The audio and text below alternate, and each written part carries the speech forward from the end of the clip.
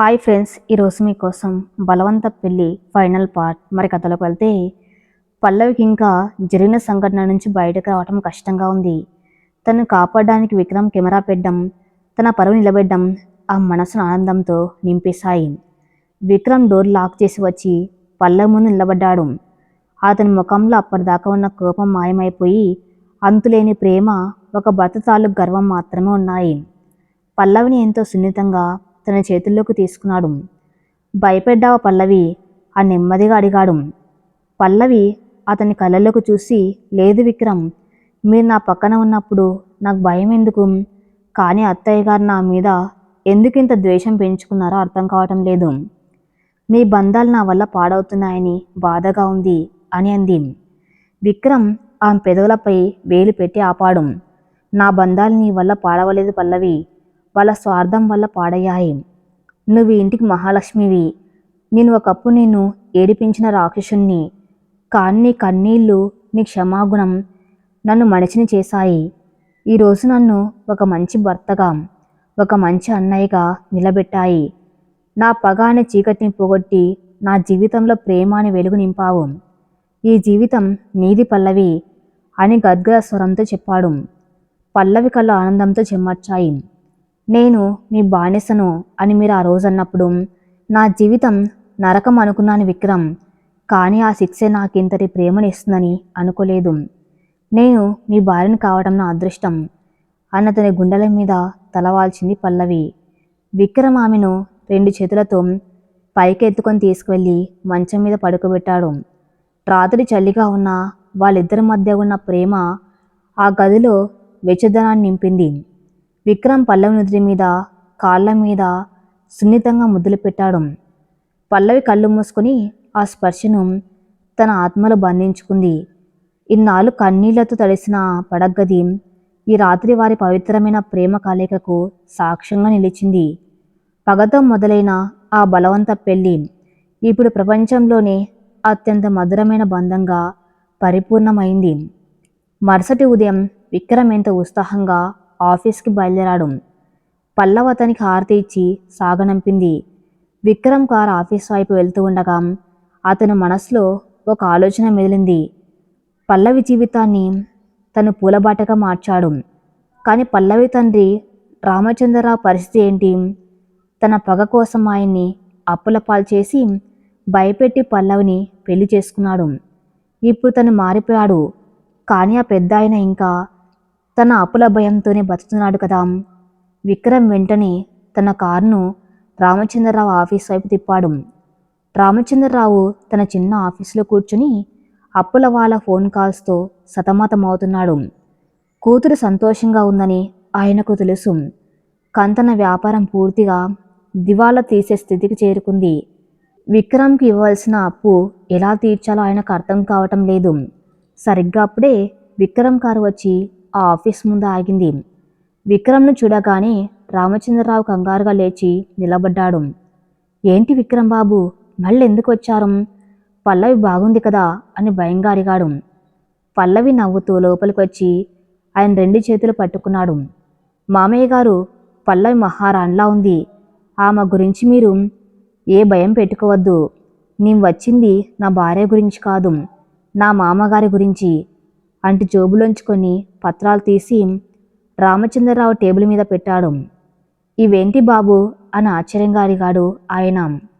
మీరు నాకు ఇవ్వాల్సిన అప్పు తాలూకు పత్రాలు, ప్రామిసరీ నోట్లు, ఇవన్నీ నేను క్యాన్సిల్ చేశాను మామయ్య గారు. మీరు నాకు ₹1 కూడా ఇవ్వాల్సిన అవసరం లేదు. నా పగ కోసం, నా అహంకారం కోసం మీ వ్యాపారాన్ని దెబ్బతీశాను, అందుకు నన్ను క్షమించండి. అంతేకాదు, మీ బిజినెస్ని మళ్ళీ నిలబెట్టడానికి నా కంపెనీ నుంచి ఒక ₹5 కోట్ల ప్రాజెక్ట్ని మీకు సబ్ కాంట్రాక్ట్గా ఇస్తున్నాను. ఇది నా మామగారికి నేను ఇస్తున్న గౌరవం అని ఎంతో బాధగా చెప్పాడు విక్రమ్. రామచంద్రరావు కళ్ళలోంచి కన్నీళ్లు జలజల రాలాయి. ఇన్నాళ్ళు తను భయపెట్టిన ఒక రాక్షసుడు ఇప్పుడు తన పాలిట దేవుళ్ళ మారి తన్ని రక్షించడం ఆయనకు నమ్మశక్యంగా లేదు. విక్రమ్ని గట్టిగా హత్తుకొని వెక్కి వెక్కి ఏడ్చాడు. నా కూతురు పల్లవికి నిజమైన రక్షకుడు బాబు నువ్వు. నేను చేసిన పాపాన్ని కూడా తుడిచేశావు. నీ రుణం నేను ఈ జన్మలో తీర్చుకోలేను అని చేతులు జోడించారు రామచంద్రరావు. విక్రమ్ నవ్వుతూ, మీ కూతురు నా జీవితాన్ని మార్చింది మామయ్య గారు. ఆమె రుణం నేను కూడా తీర్చుకోలేను. మీరు ప్రశాంతంగా వ్యాపారం చేసుకోండి అని చెప్పి అక్కడి నుంచి ఆఫీస్కి వెళ్ళిపోయాడు. ఈ విషయం పల్లవికి తెలిసినప్పుడు ఆ ఆనందానికి అవధులు ఉండవు. తన భర్త తన తండ్రిని కాపాడాలన్న నిజం ఆమె ప్రేమను మరింత పెంచుతుంది. కొన్ని రోజులు గడిచాయి. సోనియా పెళ్లి పనులు ముమ్మరంగా సాగుతున్నాయి. పల్లవి ఇంట్లో అన్నీ తానే వ్యవహరిస్తుంది. రాజేశ్వరి మాత్రం తన గదికే పరిమితమైపోయింది. ఉంగరాల సంఘటన తర్వాత విక్రమ్, సోనియా ఇద్దరూ ఆమెతో మాట్లాడడం మానేశారు. ఇంట్లో పనివాళ్ళు కూడా ఆమెను పట్టించుకోవడం లేదు. ఇన్నాళ్ళు ఇల్లంతా శాసించిన రాజేశ్వరి ఇప్పుడు తన గదిలో ఒక ఖైదీలా మారిపోయింది. ఆ రోజు ఉదయం రాజేశ్వరికి విపరీతమైన జ్వరం వచ్చింది. దగ్గుతో ఆ ఊపిరి పీల్చుకోవడం కూడా కష్టంగా ఉంది. నీళ్లు తాగడానికి గ్లాస్ తీసుకుంటే అది కింద పడి పగిలిపోయింది. ఆ శబ్దానికి ఎవరైనా వస్తారేమో అని తలుపు వైపు ఆశగా చూసింది రాజేశ్వరి. కానీ ఎవ్వరు రాలేదు. తన కన్న పిల్లలు కూడా తనను దూరం పెట్టేశారన్న నిజం ఆమె గుండెను కొరుక్కు తింటుంది. అంతలో గది తలుపులు నెమ్మదిగా తెరుచుకున్నాయి. రాజేశ్వరి ఆశగా చూసింది. గుమ్మంలో నిలబడి ఉంది పల్లవి. చేతిలో ఒక ట్రే, అందులో వేడివేడి సూపు, మందులు ఉన్నాయి. పల్లవి నెమ్మదిగా లోపలికి వచ్చి ఆ పగిలిన గ్లాస్ ముక్కలను పక్కకు నెట్టి ట్రేని టేబుల్ మీద పెట్టింది. రాజేశ్వరి ముఖంలో ఆశ్చర్యం, సిగ్గు రెండు ఉన్నాయి. తను ఎవరినైతే చావాలని కోరుకుందో, ఎవరిని దొంగగా నిలబెట్టాలని కుట్ర చేసిందో అదే పల్లవి ఇప్పుడు తన్ను కాపాడడానికి వచ్చింది. పల్లవి నెమ్మదిగా రాజేశ్వరి పక్కన కూర్చుని ఆమె తల్లి నిమిరింది. ఏంటత్తయ్య, జ్వరం చాలా ఎక్కువగా ఉంది కదా. విక్రమ్కి ఫోన్ చేసి డాక్టర్ని పిలిపిస్తాను. ముందు ఈ సూప్ తాగి మందులు వేసుకోండి అని ఎంతో ఆప్యాయంగా అంది పల్లవి. ఆమె గొంతులో ఎలాంటి వెటకారం లేదు, స్వచ్ఛమైన జాలి మాత్రమే ఉంది. రాజేశ్వరి కళ్ళల్లోంచి నీళ్లు దారగా కారాయి. పల్లవి చేతులను తన చేతుల్లోకి తీసుకుని వెక్కి వెక్కి ఏడ్చేసింది. నన్ను క్షమించమ్మ పల్లవి, నేను ఒక రాక్షసిని. నీలో ఉన్న దైవత్యాన్ని చూడలేక నా అహంకారంతో నిన్ను దారుణంగా హింసించాను. నా కన్న పిల్లలు నన్ను వదిలేసినా నువ్వు నా దగ్గరకు వచ్చావు చూడు, నీ మనసు కన్నా స్వచ్ఛమైంది ఈ లోకంలో లేదు. నేను చేసిన పాపాలకు ఈ నరకం అనుభవించాల్సిందే తల్లి అని మొదటిసారి తన తప్పును అంగీకరించింది. పశ్చాత్తాపడింది రాజేశ్వరి. పల్లవి ఆమె కన్నీళ్ళు తుడుస్తూ, అలా అనకండి అత్తయ్య, మీరు విక్రమ్కి ప్రాణం ఇచ్చిన తల్లి. మీ కోపం కేవలం నా మీదే కదా. ఇప్పుడు ఆ అపార్థాలన్నీ తొలగిపోయాయి. మీరు మమ్మల్ని ఆశీర్వదించండి చాలు అని పల్లవి తన గొప్ప మనస్సును మరోసారి చాటుకుంది. రాజేశ్వరి తన కోడల్ని గట్టిగా హత్తుకుంది. ఆ క్షణంలో ఆ ఇంట్లో ఉన్న చివరి ద్వేషపు ఛాయలు కూడా కరిగిపోయాయి. పల్లవి చేతిలోని వేడి వేడి సూప్ తాగుతూ కన్నీళ్లతో పశ్చాత్తాపడుతున్న రాజేశ్వరిని చూసి పల్లవి మనసు కరిగిపోయింది. ఇన్నాళ్ళు ఈ ఇంట్లో ఒక అహంకారపు కోట కట్టుకొని బతికిన అత్తగారు ఇప్పుడు తన తప్పులు తెలుసుకుని ఒక చిన్న పిల్లలా విలపిస్తుంది. తను ద్వేషించిన కోడలే ఇప్పుడు తన కమ్మల సేవలు చేస్తూ ఉంటే రాజేశ్వరి గుండె అపరాధ భావంతో కుమిలిపోతుంది. అత్తయ్య, గతం గురించి ఆలోచించి బాధపడకండి. మనసులన్నాక తప్పులు చేయడం సహజం. మీరు మీ కొడుకు మీద ప్రేమతోనే ఇదంతా చేశారు. ఆ ప్రేమ అంధత్వంగా మారి నన్ను శత్రువుని చేసింది అంతే. ఇప్పుడు నిజం తెలిసింది కదా, మీ కళ్ళు తెరుచుకున్నాయి. ఈ ఇంటికి మీరే పెద్ద దిక్కు. మీరిలా కన్నీళ్లు పెట్టుకుంటే ఈ ఇల్లు ఎలా సంతోషంగా ఉంటుంది అని పల్లవి ఎంతో ఓర్పుగా రాజేశ్వరి కన్నీళ్లు తుడిచింది. రాజేశ్వరి పల్లవి చేతులను తన కళ్ళకు అద్దుకుంది. నువ్వు మనిషివి కాదమ్మా, ఒక దేవతవి. నా కొడుకు అదృష్టం కొద్దీ నువ్వు ఇంటికి వచ్చావు. కానీ వాడు నా ముఖం చూడ్డానికి కూడా ఇష్టపడడం లేదు. నా కూతురు నన్ను అసహించుకుంటుంది. ఈ ఇంట్లో నేను బతికి ఉన్నా చచ్చిన దాంతో సమానమే పల్లవి అని బోర్న ఏడ్చేసింది. పల్లవి వెంటనే, మీరేం భయపడకండి అత్తయ్య. విక్రమ్ గారికి, సోనియాకి మీ మీద ఉన్నది ద్వేషం కాదు, కేవలం క్షణికావేశం. వాళ్ళు మీ కన్న పిల్లలు, వాళ్ళ మనసు నేను మారుస్తాను. మీరు ప్రశాంతంగా పడుకోండి అని ధైర్యం చెప్పి గది బయటకు వచ్చింది. పల్లవి నేరుగా విక్రమ్ గదిలోకి వెళ్ళింది. విక్రమ్ అద్దం ముందు నిలబడి ఆఫీస్కి రెడీ అవుతున్నాడు. పల్లవి నెమ్మదిగా వెళ్ళి అతని వెనకాల నిలబడింది. అద్దంలో పల్లవి ముఖం చూసిన విక్రమ్ చిరునవ్వు నవ్వి వెనక్కి తిరిగాడు. ఏంటి పల్లవి, ఏదో అడగాలని వచ్చినట్టున్నావు, మొహమాటం ఎందుకు, అడుగు అన్నాడు ప్రేమగా. విక్రమ్, అత్తయ్య గారికి జ్వరం చాలా ఎక్కువగా ఉంది. ఆమె గదిలో ఒంటరిగా కుమిలిపోతున్నారు. వెళ్ళి ఒకసారి ఆమెను చూడండి అని అడిగింది. విక్రమ్ ముఖం వెంటనే కఠినంగా మారింది. మమ్మీ చేసిన కుట్రను నీ మర్చిపోలేని పల్లవి. నిన్ను దొంగం చేసి ఈ ఇంటి నుంచి గెంటేయాలని చూసిన ఆ ముఖం చూడడం నాకు ఇష్టం లేదు. సోనియా పెళ్ళి పూర్తవగానే ఆమెను వేరే ఇంట్లో ఉంచుతాను. ఆమెతో నాకు ఎలాంటి సంబంధము లేదు అని తేల్చి చెప్పాడు. పల్లవి అతని చేతులు పట్టుకుంది. విక్రమ్, ఒకప్పుడు మీరు కూడా నన్ను గెంటేశారు కదా, నన్ను రాచిరంపాన పెట్టారు కదా, మరి నేను మిమ్మల్ని క్షమించలేదా? నన్ను ఏడిపించిన మీరే మారినప్పుడు మీ కన్నతల్లి మారదా? ఆమె ఇప్పుడు ఎంతో పశ్చాత్తాపడుతున్నారు. మనల్ని ఏడిపించిన వాళ్ళ మీద పగ తీర్చుకోవడం గెలుపు కాదు విక్రమ్, వాళ్ళ మనసు మార్చడం గెలుపు. మీ అమ్మగారు ఒంటరిగా ఏడుస్తూ ఉంటే రేపు మీరు మనశ్శాంతిగా ఉండలేరు. దయచేసి ఆమెను క్షమించండి నా కోసం, ఆమె ప్రాధేయపడింది పల్లవి. పల్లవి మాటల్లో ఉన్న నిజాయితీ, ఆమె క్షమాగుణం పల్లవి మనసును కదిలించాయి. తన్ని ఏడిపించిన అత్తగారి కోసం ఒక కోడలు ఇలా బతిమలాడుతూ ఉంటే తాను కొడుకునే ఉండి పంతం పట్టుకుని కూర్చడం మూర్ఖత్వం అనిపించింది.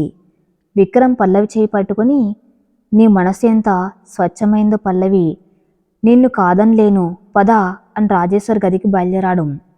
దారిలో సోనియాను కూడా పిలిచాడు. ముగ్గురు కలిసి రాజేశ్వరి గదిలోకి వెళ్లారు. కొడుకు కూతురు ఇద్దరు తన గదిలోకి రావటం చూసి రాజేశ్వరి కన్నీళ్లతో లేచి కూర్చుంది. విక్రమ్ వెళ్ళి తల్లి పక్కన కూర్చున్నాడు. మమ్మీ అని పిలిచాడు. ఆ ఒక్క పిలుపుకు రాజేశ్వరి ఆపుకోలేక విక్రమ్ని గట్టిగా హత్తుకుంది. నన్ను క్షమించరా విక్రమ్, నేను దయ్యాన్నయ్యాను. పల్లవి నా కళ్ళు తెరిపించింది. ఈ జన్మలో ఇక పల్లవి కంట్లో కన్నీరు రానివ్వను. నా కూతుర్లా చూసుకుంటాను అని వెక్కి వెక్కి ఏడ్చింది. సోనియా కూడా వచ్చి తల్లిని హత్తుకుంది. ఆ గదిలో ఇన్నాళ్ళు పేరుకుపోయిన పగ, అహంకారం, కుట్రలు అన్నా కన్నీటి దారల్లో కొట్టుకుపోయాయి. విక్రమ్ పల్లవైపు చూశాడు. ఆ ముఖంలో ఒక నిండుకుండ లాంటి ప్రశాంతత ఉంది. పల్లవి తన మంచితనంతో ఆ కుటుంబాన్ని ముక్కలు కాకుండా కాపాడింది. ఆ ఇంటికి నిజమైన మహాలక్ష్మి తనే అని విక్రమ్ గుండె గర్వంతో ఉప్పొంగింది. మరుసటి రోజు ఉదయం పల్లవి దేవుడి గదిలో పూజ చేసుకుని బయటకు వస్తూ ఉండగా ఆమె ఫోన్ మోగింది. స్క్రీన్ మీద నాన్న అని ఉంది. ఫోన్ లిఫ్ట్ చేయగానే అవతల వైపు నుంచి రామచంద్రరావు గొంతు ఎంతో సంతోషంగా వినిపించింది. పల్లవి, అమ్మ, మన కష్టాలన్నీ తీరిపోయాయి తల్లి, దేవుడు మనల్ని కరుణించాడు అనే ఆనందంతో గద్గద స్వరంతో అన్నారు రామచంద్రరావు. పల్లవి కంగారుగా, ఏమైంది నాన్న, అంత సంతోషంగా ఉన్నారు అని అడిగింది. విక్రమ్ బాబు అమ్మ, ఆయనే మన దేవుడు. నిన్న నా ఆఫీస్కి వచ్చి మనం ఇవ్వవలసిన అప్పు పత్రాలని చింపేశాడు. ₹1 కూడా అప్పు లేదని చెప్పి నా బిజినెస్ నిలబెట్టడానికి 5 కోట్ల రూపాయల కాంట్రాక్ట్ ఇచ్చారు తల్లి. ఆయనకు నీ మీద ఉన్న ప్రేమ ఏంటో నిన్ను అర్థమైంది. నువ్వు చాలా అదృష్టవంతురాలు పల్లవి, ఆయన నీకు రక్షకుడు అని రామచంద్రరావు కన్నీళ్లతో జరిగిందంత చెప్పాడు. ఆ మాటలు వినగానే పల్లవి గుండె ఆనందంతో కృతజ్ఞతతో నిండిపోయింది. తన భర్త తన తండ్రిని కాపాడన్న నిజం ఆమె కళ్ళలో ఆనంద బాష్పాలను తెప్పించింది. తన పగను వదులుకోవడమే కాకుండా తన తండ్రికి జీవితాన్ని తిరిగి ఇచ్చాడు. ఇది కదా నిజమైన ప్రేమ. ఫోన్ పెట్టేసి పల్లవి పరుగు పరుగున మేడ ఎక్కి విక్రమ్ గదిలోకి వెళ్ళింది. విక్రమ్ కోటు వేసుకుంటూ టై కట్టుకుంటూ ఉన్నాడు. పల్లవి పరిగెత్తుకుంటూ వెళ్ళి వెనక నుంచి విక్రమ్ని గట్టిగా, ప్రాణం పోయేంత గట్టిగా కౌగలించుకుంది. విక్రమ్ ఉలిక్కిపడి వెనక్కి తిరిగి ఆమెను తన ముందుకు తీసుకున్నాడు. పల్లవి కళ్ళల్లో నీళ్లు దారుగా కారుతున్నాయి. ఏమైంది పల్లవి, ఎందుకు ఏడుస్తున్నావు అని కంగారుగా ఆమె కన్నీళ్లు తుడిచాడు విక్రమ్. పల్లవి అతని గుండెల మీద ముఖం దాచుకొని, మీరు దేవుడండి, మా నాన్న అప్పులన్నీ మాఫీ చేసి ఆయన కాంట్రాక్ట్ ఇచ్చి జీవితాన్ని తిరిగి ఇచ్చారు. మీరే ఆయనకు అప్పు ఇచ్చి నన్ను పెళ్లి చేసుకున్నారన్న ఆ ఒక్క బాధ నా మనసులో ఎక్కడ ఉండేది. ఈరోజు దాన్ని కూడా తుడిచేశారు. నా భర్త ఒక రాక్షసుడు కాదు, నా పాలిట దేవుడు అని నిరూపించారు. నేను మీ రుణం ఎలా తీర్చుకోగలను విక్రమ్ అని ఎమోషనల్గా ఏడుస్తూ అతని షర్ట్ని గట్టిగా పట్టుకుంది. విక్రమ్ నవ్వి ఆమె గడ్డం పట్టుకుని పైకెత్తాడు. రుణం తీర్చుకోవాల్సింది నువ్వు కాదు పల్లవి, నేను. మామయ్య గారు నిన్ను నాకిచ్చి నా జీవితానికి ఒక అర్థాన్ని ఇచ్చారు. నువ్వు ఇంటికి రాకపోయి ఉంటే నేను ఎప్పటికీ అహంకారిగానే రాక్షసుడిగానే మిగిలిపోయేవాడిని. నా జీవితానికి నువ్వు ఇచ్చిన ఈ వెలుగు ముందు 5 కోట్లు ఒక లెక్క. నువ్వు నా దేవతవి పల్లవి అని ఆమె నుదుటి మీద ఎంతో ప్రేమగా ముద్దు పెట్టాడు. ఆ ఉదయం వారి పడగ్గది ఎన్నో మధురమైన క్షణాలకు వేదికైంది. ఇద్దరి మధ్య ఉన్న బంధం ఇప్పుడు కేవలం భార్యాభర్తల బంధం కాదు, ఒకరికొకరు ప్రాణంగా మారిన ఒక పవిత్రమైన అనుబంధం. సోనియా పెళ్లికి ఇంకా 5 రోజుల సమయం ఉంది. ఇంట్లో సందడి మొదలైంది. రాజేశ్వరి పల్లవి కలిసి పెళ్లి పనులు దగ్గరుండి చూసుకున్నారు. సోనియా కూడా పల్లవి చుట్టూ తిరుగుతూ, వదిన ఇది ఎలా చేయాలి, వదిన ఆ శారీ కట్టుకోనా అంటూ అన్ని పల్లవిని అడుగుతుంది. ఇల్లు ముని పెన్నలు లేనంత ఆనందంతో కలకల్లాడుతుంది. సరిగ్గా అప్పుడే గుమ్మం దగ్గర కారు ఆగింది. అందులోంచి రాహుల్, వసంత్ దిగారు. సోనియా పెళ్లి పనుల కోసం వాళ్ళు 2 రోజుల ముందే వచ్చారు. అయితే వాళ్ళు ఇంటి లోపలికి అడుగు పెట్టేసరికి వాళ్ళకు కనిపించిన దృశ్యం చూసి షాక్ అయ్యారు. రాజేశ్వరి స్వయంగా ఒక ప్లేట్లో లడ్డూలు తీసుకుని వచ్చి పల్లవి నోట్లో పెడుతుంది. నువ్వు ఉదయం నుంచి ఏమీ తినలేదు కదమ్మా, ముందు తిను అంటూ పల్లవికి తినిపిస్తుంది. పల్లవి నవ్వుతూ అది తింటుంది. సోనియా ఏమో పల్లవి భుజాలు పట్టుకుని మసాజ్ చేస్తుంది. విక్రమ్ ల్యాప్టాప్లో వర్క్ చేస్తూనే మధ్య మధ్యలో పల్లవిని చూసి నవ్వుకుంటూ ఉన్నాడు. ఈ దృశ్యం చూసి వసంతి కళ్ళు తేలేసింది. రాహుల్ అయితే కళ్ళు నిలుముకొని మరీ చూశాడు. రే వసంతి, మనం వచ్చింది కరెక్ట్ ఇంటికేనా? పెద్దమ్మ సోనియా వదనకు సేవలు చేస్తున్నారా, లేక నాకేమైనా పగటి కల వస్తుందా అని ఆశ్చర్యంగా అడిగాడు రాహుల్. వసంతి నవ్వుతూ, అన్నయ్య, వదిన మాయ చేసి ఉంటుంది ఖచ్చితంగా.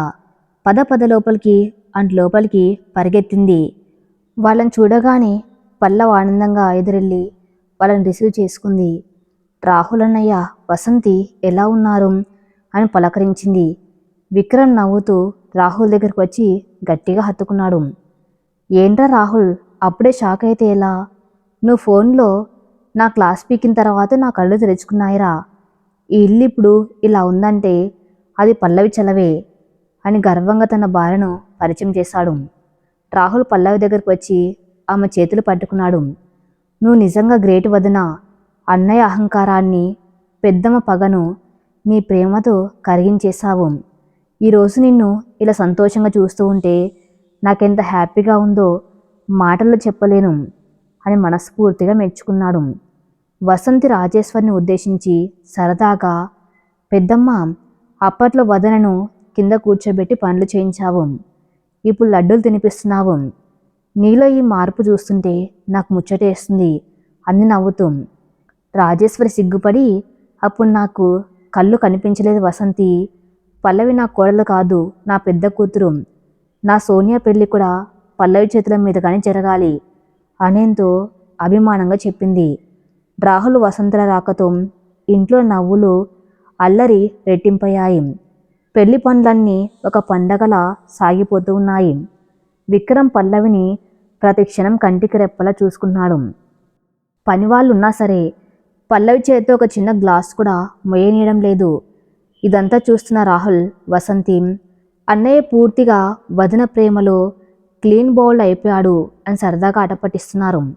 సోనియా పెళ్లి వేడుకలు మొదలయ్యాయి. మొదటి రోజు మెహందీ ఫంక్షన్. ఇంటి గార్డెన్లో పచ్చటి పందిరి వేసి బంతిపూలతో అద్భుతంగా అలంకరించారు. అమ్మాయిలంతా రంగురంగుల లెహంగాలు వేసుకుని సందడి చేస్తున్నారు. పల్లవి కూడా ఒక లేత ఆకుపచ్చ రంగు లెహంగాలో అందమైన దేవకన్యలా ముస్తాబైంది. సోనియా చేతికి మెహందీ పెడుతున్నారు. మరోవైపు పల్లవి కూడా తన 2 చేతులకు మెహందీ పెట్టించుకుంటుంది. మెహందీ ఆర్టిస్ట్ పల్లవిని అడిగింది, మేడం, మీ చేతిలో మీ ఆయన పేరు ఎక్కడ రాయమంటారు? పల్లవి సిగ్గుపడుతూ, నా అరచేతి మధ్యలో రాయండి, ఆయన ఎప్పుడు నా గుప్పెట్లోనే ఉండాలి అని చిన్నగా నవ్వుతూ చెప్పింది. ఆర్టిస్ట్ ఎంతో అందంగా విక్రమ్ అని డిజైన్తో రాసింది. దూరం నుంచి ఇది విక్రమ్ విన్నాడు. నెమ్మదిగా పల్లవి వెనకాల వచ్చి నిలబడ్డాడు. ఏంటే, నేను నీ గుప్పట్లో ఉండాలా? నేను అప్పటికి నీ మనసులో బందీ అయిపోయాను కదా అని ఆమె చెవి దగ్గర గుసగుసలాడు. పల్లవి ఉలిక్కిపడి సిగ్గుతో ఎరుపెక్కింది. అందరూ ఉన్నారు విక్రమ్, ఊరుకోండి అంది మెల్లగా. ఆ సాయంత్రం వేడుకలో విక్రమ్ పల్లవిల కెమిస్ట్రీ చూసి బంధువులంతా వాళ్ళని దృష్టి తిప్పుకోకుండా చూశారు. రాజేశ్వరి కూడా తన కోడల అందాన్ని, తన కొడుకు ప్రేమను చూసి మురిసిపోయింది. వాళ్ళకు దిష్టి తగలకుండా స్వయంగా వెళ్ళి దిష్టి తీసింది. ఈ మార్పు చూసి పల్లవి కళ్ళ ఆనందంతో చెమర్చాయి. ఇన్నాళ్ళు తను పడ్డ కష్టానికి తగిన ప్రతిఫలం దక్కిందని ఆమె కనిపించింది. మరుసటి రోజు రాత్రి సంగీత్ కార్యక్రమం ఏర్పాటు చేశారు. బంధువులంతా డ్యాన్సులు వేస్తూ ఎంజాయ్ చేస్తున్నారు. రాహుల్, వసంతి, సోనియా, వరుణ్ అందరూ స్టేజ్ మీద హంగామా చేశారు. పల్లవి ఒక కుర్చీలో కూర్చుని నవ్వుతూ వాళ్ళని చూస్తుంది. సడన్గా మ్యూజిక్ ఆగింది. లైట్స్ అన్నీ విక్రమ్ పై ఫోకస్ అయ్యాయి. విక్రమ్ చేతిలో ఒక మైక్ పట్టుకొని నెమ్మదిగా స్టేజ్ మీదకి వచ్చాడు. హాల్ మొత్తం నిశ్శబ్దంగా మారింది. విక్రమ్ పల్లవి వైపు చూస్తూ మాట్లాడడం మొదలుపెట్టాడు. ఇక్కడ ఉన్న నా బంధువులు, మిత్రులందరికీ ఒక విషయం చెప్పాలనుకున్నాను. ఈరోజు నా చెల్లెలు సోనియా పెళ్ళి ఇంత సంతోషంగా జరుగుతుందంటే దానికి కారణం నా భార్య పల్లవి. అందరూ అనుకుంటున్నారు ఒక పెద్ద వ్యాపారవేత్త అయిన విక్రమ్ ఒక సామాన్య అమ్మాయిని పెళ్లి చేసుకుని ఆమెకు ఒక మంచి జీవితాన్ని ఇచ్చాడని. కానీ నిజం అది కాదు. ఒక మృగంలా ఉన్న నాకు, అహంకారంతో కళ్ళు మూసుకుపోయిన నాకు తన ప్రేమతో, క్షమాగుణంతో మనిషిగా బతకడం నేర్పించింది పల్లవి. నా కుటుంబాన్ని ముక్కలు కాకుండా కాపాడింది పల్లవి. ఒక రకంగా చెప్పాలంటే ఆమె నాకు జీవితాన్ని ఇచ్చింది అని విక్రమ్ ఎమోషనల్గా మాట్లాడుతూ ఉంటే కింద ఉన్న పల్లవి కళ్ళలోంచి ఆనంద బాష్పాలు రాలుతున్నాయి. రాజేశ్వరి కూడా కళ్ళు తుడుచుకుంటూ చప్పట్లు కొట్టింది. విక్రమ్ మైక్తో పల్లవి దగ్గరికి వచ్చాడు. ఆమెను పట్టుకొని స్టేజ్ మీదకు తీసుకెళ్లాడు. పల్లవి, 7 నెలల క్రితం ఓ కళ్యాణ మండపంలో నీకు ఇష్టం లేకపోయినా, నీ కళ్ళల్లో నీళ్లు ఉన్నా బలవంతంగా నీ మెల్లో ఒక పసుపు తాడు కట్టాను. అది నీకు ఒక ఉరితాళ్ళు అనిపించి ఉంటుంది. నీ పగతో ద్వేషంతో ఆ ముడి వేశాను. కానీ నువ్వు మాత్రం ఆ బలవంతపు ముడిని కూడా ప్రాణబంధంగా మార్చేశావు. ఆ రోజు నేను కట్టిన తాళికి పవిత్రత లేదు. కానీ ఈరోజు నా ప్రేమకు, నా ఆరాధన గుర్తుగా నీకు ఇంకొక బహుమతి ఇవ్వాలనుకున్నాను అంటే విక్రమ్ తన జోబులోంచి ఒక అందమైన ఎర్రటి వెల్వెట్ బాక్స్ తీశాడు.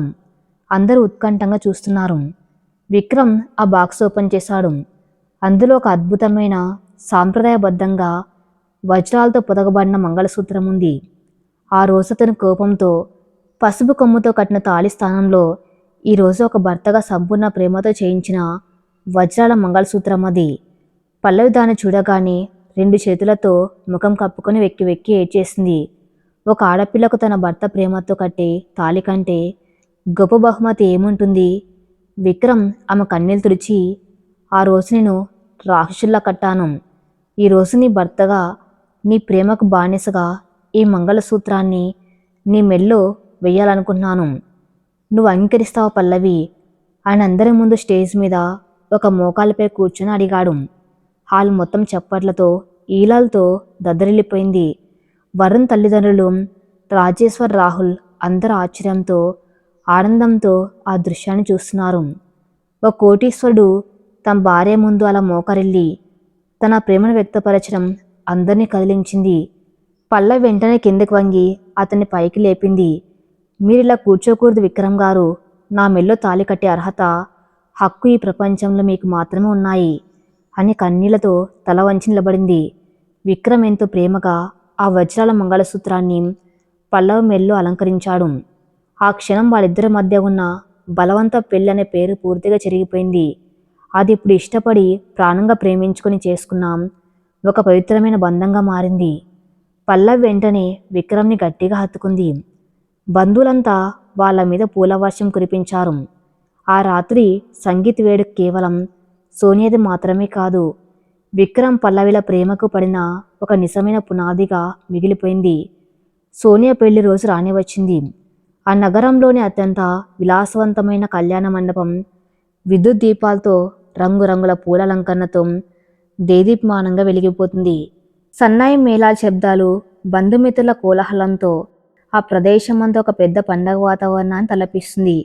ఒకప్పుడు తన పెళ్లి రోజున అడుగడుగున కన్నీళ్లు, భయంతో వణికిపోయిన పల్లవి ఈరోజు అదే కళ్యాణ మండపంలో ఒక ఇంటి యజమానురాలుగా మహాలక్ష్మిలా అన్నీ తానే పరిగెత్తు పనులు చేసుకుంటుంది.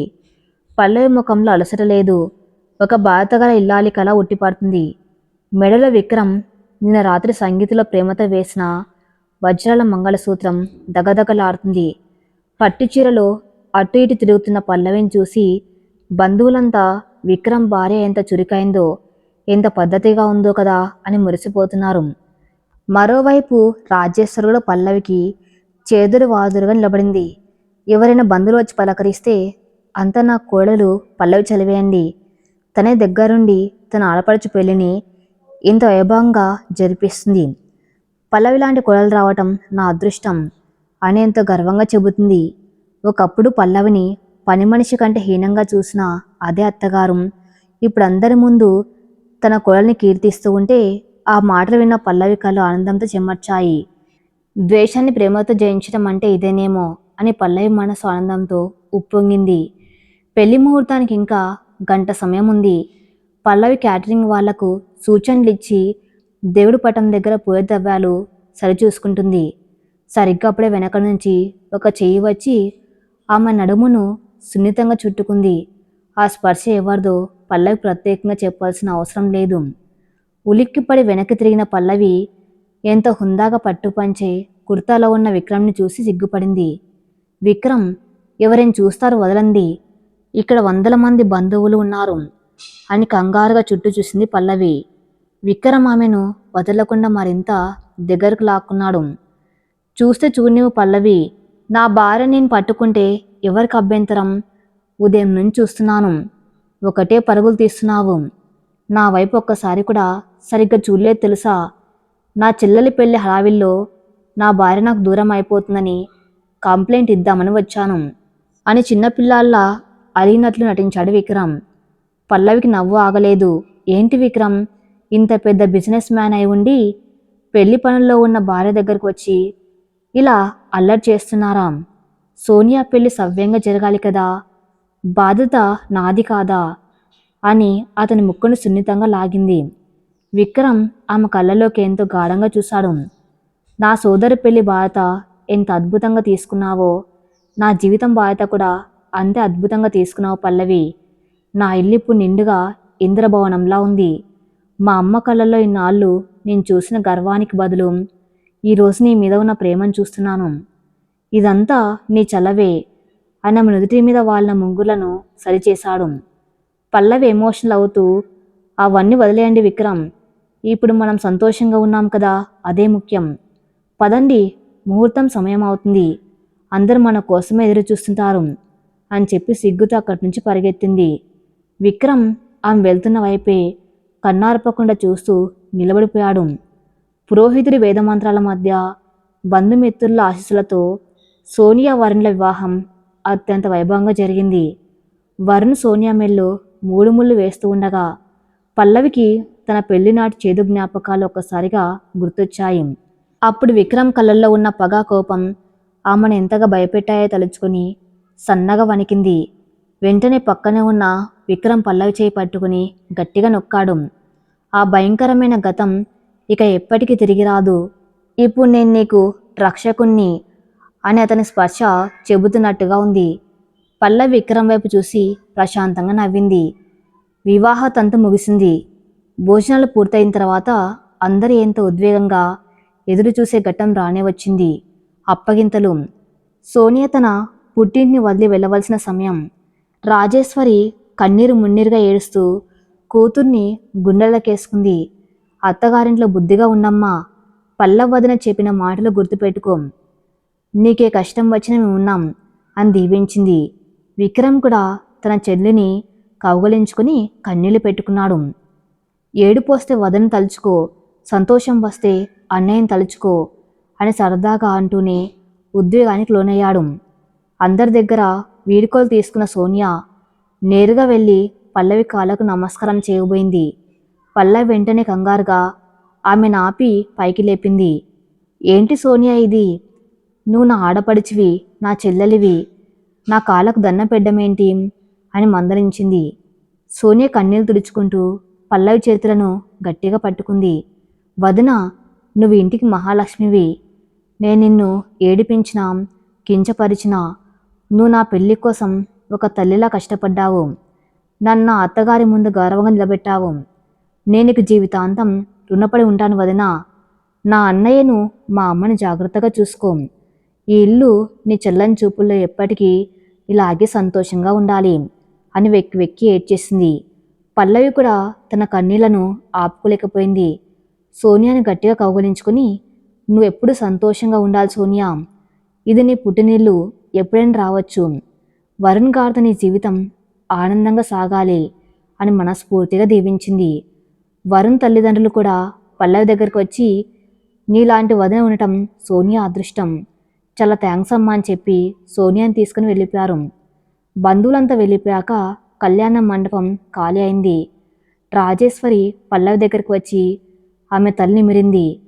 పల్లవి, నా కూతురు వెళ్ళిపోయిందన్న బాధను కూడా నువ్వు మరిపించేస్తున్నావు తల్లి. ఇన్నాళ్ళు కళ్ళు ఉండి కూడా గుడ్డి దాంట్లో ప్రవర్తించాను. ఈ రోజు నుంచి నువ్వే నా కూతురివి అని పల్లవిని హత్తుకుంది. విక్రమ్ ఈ దృశ్యాన్ని చూసి ఎంతో ఆనందపడ్డాడు. రాత్రి 10 గంటల సమయానికి విక్రమ్, పల్లవి, రాజేశ్వరి ఇంటికి చేరుకున్నారు. సోనియా లేకపోవడంతో ఇల్లు కొద్దిగా బోసిపోయినట్టుగా ఉంది. అలసటగా ఉన్న రాజేశ్వర్ తన గదిలోకి వెళ్ళి పడుకుంది. పల్లవి కూడా చాలా అలసిపోయి ఉంది. ఉదయం నుంచి పరుగుల మీద ఉండటంతో కాళ్ళు పీకుతున్నాయి. తన గదిలోకి వెళ్ళి తలుపు తీసింది పల్లవి. లోపలికి అడుగు పెట్టగానే ఆమె ఆశ్చర్యంతో అలాగే శిలలా నిలబడిపోయింది. ఆ విశాలమైన పడగ్గది మొత్తం వేలాది గులాబీ పూలతో, మల్లెపూలతో అద్భుతంగా అలంకరించబడి ఉంది. గది నలుమూలలా వెలుగుతున్న వందలాది సువాసన భరితమైన కొవ్వొత్తులు ఆ గదికి ఒక మాయలోకం లాంటి రూపాన్నిచ్చాయి. మధ్యలో ఉన్న మంచం మీద పూల రేకులతో ఒక పెద్ద హార్ట్ షేప్ వేశారు. గది నిండా ఉన్న ఆ పూల సువాసన పల్లవిని ఉక్కిరి బిక్కిరి చేస్తుంది. ఇదేంటి విక్రమ్, ఎప్పుడు ఇలా చేయలేదే అని ఆశ్చర్యపోతూ ఉండగా వెనక నుంచి విక్రమ్ వచ్చి తలుపు మూసాడు. పల్లవి అతని వైపు తిరిగింది. విక్రమ్ ముఖంలో చెప్పలేనంత ప్రేమ ఉంది. ఏంటి విక్రమ్ ఇదంతా, ఎందుకు ఈ పూల అలంకరణ అని అమాయకంగా అడిగింది పల్లవి. విక్రమ్ నెమ్మదిగా ఆమె దగ్గరకు నడిచాడు. 7 నెలల క్రితం ఇదే గదిలో మన మొదటి రాత్రి జరిగింది పల్లవి, నీకు గుర్తుందా? ఆ రోజు ఈ గది నిండా పూలున్నా నా పగ వల్ల పూల వాసన నీకు నరకంలా అనిపించింది. నేను నిన్ను ఆ నేల మీద పడుకోమని శాసించాను. నా అహంకారం నిన్ను రాత్రంతా చల్లో వణికేలా చేసింది. ఆ రాత్రి నేను నీకు ఇచ్చిన కన్నీళ్లను నేనెప్పటికీ చెరిపేయలేను అని గద్గద స్వరంతో అన్నాడు. పల్లవి కళ్ళు చెమర్చాయి. విక్రమ్ చేయి పట్టుకుని, అవన్నీ నేను ఎప్పుడో మర్చిపోయాను విక్రమ్, ఇప్పుడు అవన్నీ ఎందుకు గుర్తు చేసుకున్నారు అని అంది. ఎందుకంటే పల్లవి, ఆ చీకటి రాత్రికి ప్రాయచిత్తంగా ఈరోజు ఒక కొత్త వెలుగుతో మన నిజమైన శోభనాన్ని నేను జరుపుకోవాలనుకున్నాను. ఆ రోజు ఒక రాక్షసుడిగా నీ దగ్గరికి వచ్చాను, కానీ ఈరోజు నీ ప్రేమకు పూర్తిగా లొంగిపోయిన ఒక భర్తగా, ఒక బానిసగా నీ దగ్గరికి వస్తున్నాను. నా పాత తప్పును ఈ పూల సాక్షిగా, ఈ కవోతుల సాక్షిగా చెరిపేయాలనుకున్నాను అని విక్రమ్ పల్లవి 2 చేతులను పట్టుకుని ఎంతో ఉద్వేగంగా చెప్పాడు. ఆ మాటలకు పల్లవి గుండె వేగంగా కొట్టుకోవడం మొదలుపెట్టింది. ఆమె కళ్ళల్లోంచి రాలుతున్నవి కేవలం కన్నీళ్లు కావు, ఒక స్త్రీ తన భర్త నుంచి కోరుకునే సంపూర్ణమైన ప్రేమకు దక్కిన ఆనంద బాష్పాలు. విక్రమ్ పల్లవిని నెమ్మదిగా తీసుకువెళ్ళి ఆ పూలతో అలంకరించిన మంచం మీద కూర్చోబెట్టాడు. పల్లవి సిగ్గుతో తలదించుకుంది. ఆమె గుండె చప్పుడు ఆమెకి వినిపిస్తుంది. అప్పుడు విక్రమ్ చేసిన పని చూసి పల్లవి ఒక్కసారిగా షాక్ అయింది. కోట్లకు పడగలెత్తిన విక్రమ్, అందర్నీ తన శాసనాలతో వణికించే విక్రమ్ ఇప్పుడు పల్లవి కళ్ళ ముందు నేల మీద మోకరిల్లాడు. విక్రమ్, ఏంటిది? లేవండి. మీరు నా కాళ్ళ దగ్గర కూర్చోడం ఏంటి? ప్లీజ్ లేవండి అని పల్లవి కంగారుగా కిందకి వంగి అతన్ని పైకి లేపడానికి ప్రయత్నించింది. కానీ విక్రమ్ ఆమెను ఆపి తన జోబులోంచి ఒక చిన్న వెల్వెట్ బాక్స్ తీశాడు. అది ఓపెన్ చేశాడు. అందులో 2 అద్భుతమైన, అత్యంత ఖరీదైన వెండి పట్టీలు ఉన్నాయి. వాటికి చిన్న చిన్న గజ్జెలు ఉన్నాయి. విక్రమ్ పల్లవి కళ్ళలోకి చూస్తూ, ఆ రోజు నా కాళ్ళ దగ్గర కూర్చుని నా షూస్ తుడిచావు పల్లవి. నీ తండ్రి ప్రాణాల కోసం నీ ఆత్మగౌరవాన్ని నా కాళ్ళ దగ్గర పెట్టావు. అప్పుడు నా అహంకారం గెలిచిందని నేను సంబరపడ్డాను. కానీ నిజమైన గెలుపు అంటే ఒకరిని అణిచివేయటం కాదు, ఒకరి ప్రేమకు తలవంచటం అని నువ్వు నాకు నేర్పించావు. ఈ పట్టీలను నీ కాళ్లకు స్వయంగా నా చేతులతో తొడిగి నా అహంకారాన్ని శాశ్వతంగా నీ కాళ్ళ దగ్గర వదిలేయాలనుకున్నాను. దయచేసి నన్ను ఆపకు అని కన్నీళ్లతో ప్రాధేయపడ్డాడు. పల్లవిక తన ఏడుపును ఆపులేకపోయింది. ఒక మగాడిగో ఎంత పెద్దదో ఆమెకు తెలుసు. అలాంటిది తను చేసిన తప్పుకు ప్రాయశ్చిత్తంగా తన భార్య కాళ్ళకు పట్టీలు తొడగడం అంటే అతను తన్ను ఎంతలా ప్రేమిస్తున్నాడో ఆమెకు స్పష్టంగా అర్థమైంది. ఆమె ఏం మాట్లాడలేక కన్నీళ్లతోనే సరే అని తల ఊపింది. విక్రమ్ ఎంతో ప్రేమగా నెమ్మదిగా పల్లవి ఎడమ కాలును తన చేతుల్లోకి తీసుకున్నాడు. పల్లవి పాదాలను స్పర్శిస్తూ ఆ వెండి పట్టిని ఆమె కాలి తొడిగాడు. ఆ చిన్న గజ్జల శబ్దం ఆ నిశ్శబ్దమైన గదిలో ఒక అందమైన సంగీతంలా వినిపించింది. అలాగే కుడి కాలుకు కూడా పట్టిని తొడిగాడు. పల్లవి కన్నీళ్ళు రాలి విక్రమ్ చేతుల మీద పడ్డాయి. పట్టీలు తొడిగిన తర్వాత విక్రమ్ ఆ పాదాలకు నమస్కరించి పైకి లేచాడు. పల్లవి వెంటనే లేచి అతన్ని తన 2 చేతులతో గట్టిగా, ప్రాణం పోయేంత గట్టిగా కౌగిలించుకుంది. మీరు ఓడిపోలేదు విక్రమ్, నా హృదయాన్ని గెలుచుకున్నారు.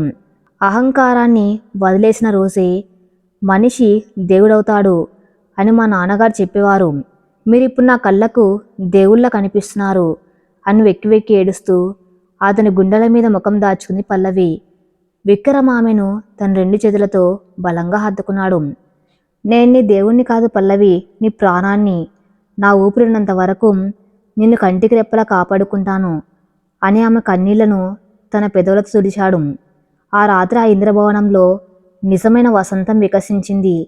పగ, ద్వేషం, అహంకారం, కుట్రలు ఇవన్నీ పూర్తిగా కాలి బూడిదయ్యాయి. ఒకరిలో ఒకరు లీనమైపోతూ విక్రమ్ పల్లవి ఇద్దరూ తమ ప్రేమ సామ్రాజ్యంలోకి అడుగుపెట్టారు. ఆ కొవ్వొత్తుల వెలుగులో వాళ్ళిద్దరి కలయిక ఒక పవిత్రమైన కావ్యంగా మిగిలిపోయింది. మరుసటి రోజు ఉదయం నుంచి ఆ ఇంట్లో వినిపించేది కేవలం పల్లవి కాలిమూవల సవ్వడి, విక్రమ్ చిరునవ్వుల సందడి మాత్రమే. కాలం ఎంత వేగంగా గడిచిపోతుందంటారు. కానీ ప్రేమతో గడిపే కాలం ప్రతి క్షణం ఒక అందమైన జ్ఞాపకంగా మిగిలిపోతుంది. ఆ సంఘటన జరిగి 2 సంవత్సరాలు గడిచాయి. ఇప్పుడు ఆ ఇంద్రభవనం మునుపటి కంటే చాలా మారిపోయింది. ఇంట్లో ఎప్పుడు నవ్వులు, కేరింతలు వినిపిస్తూనే ఉంటాయి. అహంకారపు అత్తగారైన రాజేశ్వరి ఇప్పుడు పూర్తిగా మారిపోయి ఇంటి పనులను దగ్గరుండి చూసుకుంటూ పల్లవిని తన సొంత కూతురి కంటే మిన్నగా చూసుకుంటుంది. సోనియా వరుణ్ల కాపురం ఎంతో సంతోషంగా సాగుతుంది.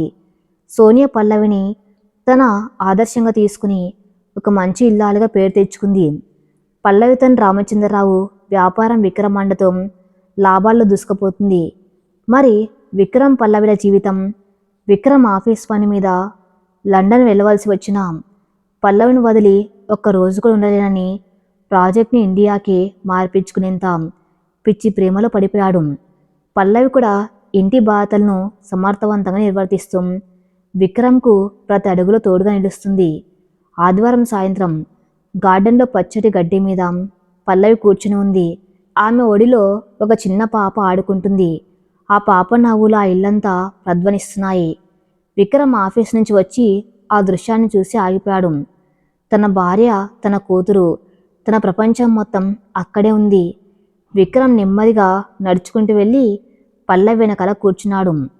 పల్లవి ఉలిక్కిపడి వెనక్కి తిరిగి చూసి చిన్నగా నవ్వింది. విక్రమ్ తన కూతుర్ని చేతుల్లోకి తీసుకుని గాల్లోకి ఎగరేస్తూ ఆడుకున్నాడు. పాప కేరింతలు కొడుతూ నవ్వుతుంది. చూసావా పల్లవి, నా జీవితం ఒకప్పుడు ఎంత చీకటిగా ఉండేదో. పగ కోసం, పంతం కోసం బతికేవాణ్ణి. కానీ నువ్వు వచ్చావు, నా జీవితంలోకి వెలుగును తీసుకొచ్చావు. ఇప్పుడు మన పాప రూపంలో ఆ వెలుగు రెట్టింపైంది అని ఎంతో ఉద్వేగంగా అన్నాడు విక్రమ్. పల్లవి విక్రమ్ భుజం మీద తలవాల్చి, బలవంత పెళ్లితో మొదలైన మన బంధం విధి ఆడిన నాటకం అనుకున్నాను విక్రమ్. కానీ అది విధి ఆడిన నాటకం కాదు, దేవుడు నా కోసం రాసిన అందమైన వరం. కొన్ని బంధాలు కన్నీళ్లతో మొదలైన జీవితాంతం పంచుకోవడానికి సరిపడ ప్రేమనిస్తాయని నాకు ఇప్పుడు అర్థమైంది అని చెప్పింది. విక్రమ్ ఆమె నుదుటి మీద ఎంతో ప్రేమగా ముద్దు పెట్టాడు. రాజేశ్వరి కిటికీలోంచి వాళ్ళని చూసి ఆనంద బాష్పాలతో దేవునికి దండం పెట్టుకుంది. పగతో రగిలిపోయిన ఒక రాక్షసుడి మనసు తన స్వచ్ఛమైన ప్రేమతో, ఓర్పుతో ఒక మనిషిగా, అద్భుతమైన భర్తగా మార్చిన ఒక ఆడపిల్ల కథ ఇది. ప్రతి కన్నీటి బొట్టు వెనుక ఒక ఆనందం దాగి ఉంటుందనడానికి పల్లవి జీవితమే ఒక ఉదాహరణ.